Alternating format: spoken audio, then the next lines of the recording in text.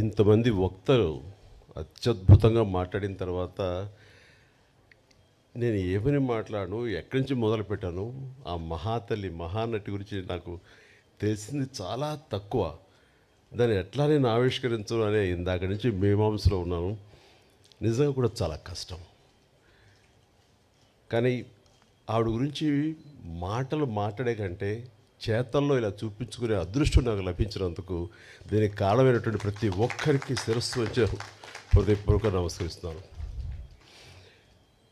But ఆవిడతోటి నాకు అనుబంధం ఉంది అని చెప్పుకోవటం అన్నది నాకు చాలా సంతోషంగా గర్వంగా అనిపిస్తుంది. నేను పునాదిరాళ్ళు అనే సినిమా మొట్టమొదటగా చేస్తానని వాళ్ళకి చెప్పడం అన్నది అది కాకతాళీయం. ఎందుకంటే అప్పటికి నా ఫిల్మ్ ఇన్స్టిట్యూట్ కోర్స్ పూర్తి కాలేదు, చెయ్యకూడదు, అయినా సరే తప్పనిసరి పరిస్థితుల్లో వస్తాను అన్నాను. అది 1978 ఫిబ్రవరి మంత్, మార్చి రాబోతుందో. అక్కడ ఎవరు ఉంటారంటే అప్పట్లో ఆర్టిస్టులు ఎవరో కూడా నాకు తెలియదు. 4 కుర్రవాళ్ళు, నరసింహరాజు హీరోగా ఉంటాడు, నువ్వు అందులో 5లో ఒకడివి. అక్కడికి వెళ్ళిన తర్వాత నెమ్మదిగా ట్రైన్ ఎక్కి రాజమండ్రి వెళ్తుంటే షూటింగ్ సమయంలో నువ్వెవరితో యాక్ట్ చేస్తావో తెలుసా అన్నారు. తెలీదు. మహానటి సావిత్రి గారు ఉన్నారు, ఆవిడ కాంబినేషన్లో నటిస్తున్నావు అనేసరికి ఒక్కసారి ఒళ్ళు జలధరించింది. వాళ్ళు నాకు ఎందుకు చెప్పలేదో ఏమో నాకు తెలియదు, కానీ ఇది నిజం అన్నట్లుగా అవాక్య వింటే ఎస్. ఆవిడ రాజమండ్రి పంచవటి హోటల్ ఉండేది అప్పట్లో. ఆ పంచవటి హోటల్లో రూమ్లో సేద తీరుతున్నారు, రండి పరిచయం చేస్తామని నన్ను తీసుకువెళ్ళారు. ఆవిడని చూడగానే అసలు అవాక్కైపోయాను, నోట మాట రావట్లేదు. ఈవిడైనా ఎన్నాళ్ళు తెరవేద, నేను మా నాన్నగారు అభిమానించేవాళ్ళం. ఆవిడ్ని ఎంతగానో అలా చూసేవాడిని, ఏమీ మాట్లాడలేదు. నీ పేరేంటి బాబు అని అంటే అది అన్నాను. ఎందుకంటే ప్రసాద్ నుంచి చిరంజీవిగా మారిన 1వ రోజో 2వ రోజు అది రాజమండ్రికి బయలుదేరడానికి దారిలో అనుకున్నాను ఆ పేరు ఇక మీద చెప్పాలని. చిరంజీవి అన్నాను. శుభం అని అన్నారు. రేపో ఎప్పుడో మనంతా కలిసి నటిస్తామని చెప్పారు. అయిన తర్వాత అక్కడ రాజమండ్రి షూటింగుల్లో వర్షం వచ్చింది. ఫిబ్రవరి మార్చిల్లో వర్షం ఏంటని మీరు అనుకోవచ్చు, అవి మ్యాంగో షవర్స్ అంటారు, మొన్న కూడా వచ్చింది అట్లా. అలాంటి అకాల వర్షం వచ్చింది. ఒక గచ్చుతోటి ఉన్న ఒక హౌసు పంచలో పైన టాప్ రూఫ్ ఉంది, కానీ జల్లు పడుతూ ఉందన్నమాట. అందులో నటించినటువంటి యాక్టర్లు అందరూ రోజారమణి, కవిత, సావిత్రమ్మ గారు, గోకెన్ రామారావు, కొంతమంది ఆర్టిస్టులు వీళ్ళందరూ ఉన్నారు, నరసింహరాజు వీళ్ళందరూ ఉండిన తర్వాత చాలాసేపు వర్షం అలా వస్తూనే ఉంది, ఎవరికి తోయట్లేదు. మీకు తెలుసా ఈ అబ్బాయి చిరంజీవి అని అబ్బాయి డ్యాన్స్ చాలా బాగా వేస్తాడు, సరదాగా చిరంజీవి డ్యాన్స్ ఏమయ్యా అన్నాడు. నేను అడగటం ఆలస్యం, అలాంటి ముందు రెడీ అయిపోతాను. నా దగ్గర టేప్ రికార్డ్ ఉంటుంది. అప్పట్లో బోనియమ్మనో లేకపోతే ఇలాంటి కొన్ని అబ్బా ఇలాంటి కొన్ని ఇవి ఉన్నాయి ఇంగ్లీష్ నెంబర్స్, అది వేసుకుని డ్యాన్స్ చేస్తాను. నాకేంటంటే సావిత్రి గారు చూస్తున్నారు, ఇంకా పెద్ద ఉత్సాహం నాకు. అలా చేస్తుండగా ఆ జల్లుకి నా కాలు జారి గబుక్కుని కింద స్లిప్ పడిపోయాను. పడినవాడిని ఆగకుండా అక్కడ నాగుపాము డ్యాన్స్ లాగా చేస్తూ ఏదో అలా చేసేసరికి వాళ్ళందరూ క్లాప్స్ కొట్టారు. ఆవిడ కూడా చాలా సంతోషించి నాకు చాలా బాగా నచ్చావయ్యా అంటూ దగ్గర తీసుకుని ఆవిడ నా భవిష్యత్తులో మంచి యాక్టర్ అవుతావు అని అన్న మాట అంతా ఇంత కాదు, అంతటి మహానటి నోటు వెంబట చాలా మంచి యాక్టర్ అవుతావు, ఎందుకంటే నీలో స్పోర్టినెస్ చూశాను, ఆ తర్వాత కింద పడ్డ తిరిగి డ్యాన్స్ వేయటం అనేది ఆ నేచరు చూశాను, ఇవన్నీ చూస్తుంటే కనుక నీకు మంచి భవిష్యత్తు ఉంటుంది అని ఆ మహాతల్లి చేత అనిపించుకోవడం అనేది నాకు అంతా ఇంత కాదు, 1000 ఏనుగుల బలంగా అనిపించింది.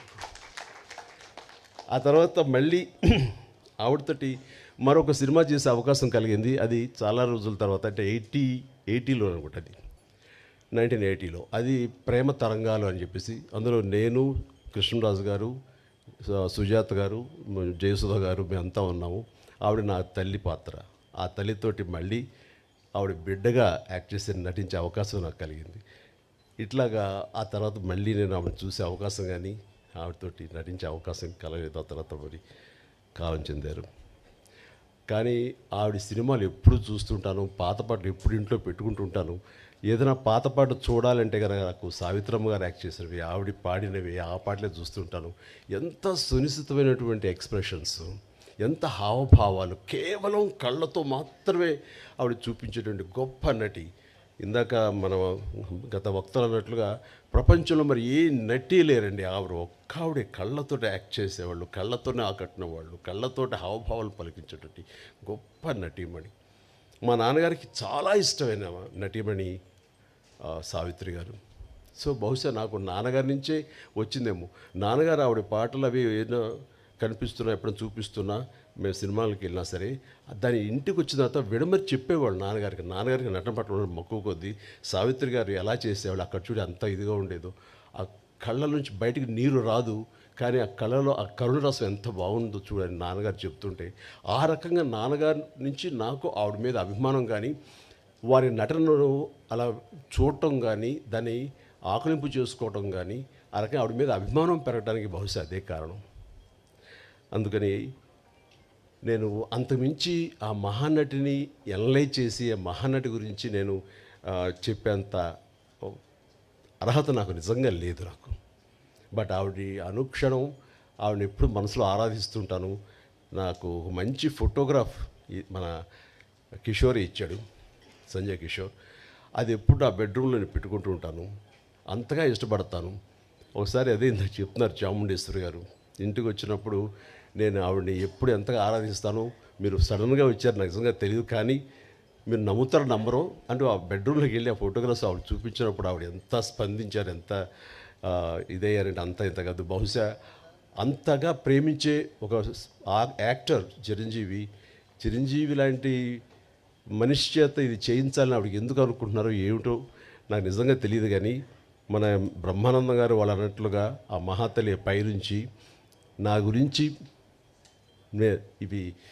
ఈ పుస్తక ఆవిష్కరణ కానీ నా గురించి మరింత యంగర్ జనరేషన్స్కి తెలిసే విధంగా ఆ అవకాశం మళ్ళీ చిరంజీవి ద్వారానే బయట ప్రపంచానికి మళ్ళీ అందరికీ తెలిసేలాగా నేను ఎప్పుడూ చిరంజీవిగానే ఉంటాను. ఆయన మాటలు చాలా బాగా చెప్పారు. నేను చనిపోలేదు, నేను బ్రతికే ఉన్నాను అన్నది చెప్పుకునే ఇది నా ద్వారా లభించినందుకు, నేను దానికి ఒక వారధిగా ఉన్నందుకు నేను చాలా నా జన్మ సార్థకమైందని భావిస్తున్నాను. అలాంటి అవకాశం నాకు ఇచ్చినటువంటి విజయ చాముండేశ్వరి గారికి, గోవిందరావు గారికి నా హృదయపూర్వక ధన్యవాదాలు తెలియజేస్తున్నాను.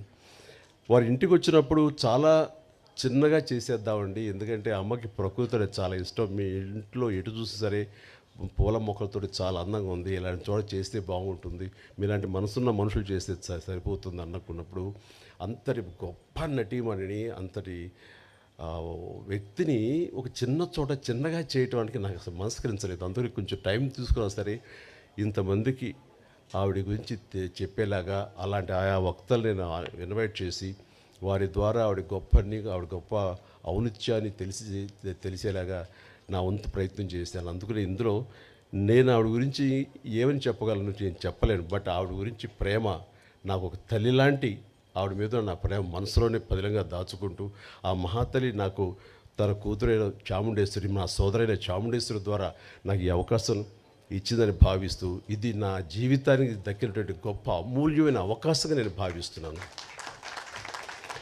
అందుకనే ఒక్కోసారి మాటలు కొరవడిపోతాయి. ఈసారి నిజంగానే నేను మాట్లాడేటప్పుడు మాటలు వెతుక్కుంటున్నాను, దాని కాళ్ళ లోపల తన్నుకొస్తున్నటువంటి ఉద్వేగం. అలాంటి భావోద్వేగాల మధ్య ఉన్న నాకు ఆ మహాతల్లికి మీ అందరి సమక్షంలో నేను మనస్ఫూర్తిగా నా నివాళులు అర్పించుకుంటూ, ఆ మహాతల్లికి ఇంతకంటే ఇంకేమి చేయగలం అంటూ నేను తెలియజేస్తూ, ఇంత ఓపికగా మీరందరూ ఉన్నారు, ఇంత చక్కగా మీరందరూ వీక్షించారు, అందరికీ నా హృదయపూర్వక ధన్యవాదాలు తెలియజేస్తూ, నాకు ఈ అవకాశం ఇచ్చినందుకు ప్రతి ఒక్కరికి నా హృదయపూర్వక ధన్యవాదాలు. అలాగే పేరున ఇక్కడ ఇచ్చేసినటువంటి వీళ్ళందరూ కూడా ఒక ఫోన్ కాల్ చేసి రండి అనగానే పెద్ద ఎత్తున వచ్చారు, ఎక్కువ సమయం వెచ్చించారు, చాలా అద్భుతంగా మాట్లాడారు. వీరందరికీ నా హృదయపూర్వక ధన్యవాదాలు తెలియజేసుకుంటున్నాను. Good night. ధన్యవాదాలండి. వేదిక మీద ఉన్న వారందరినీ దయచేసి కూర్చోవలసిందిగా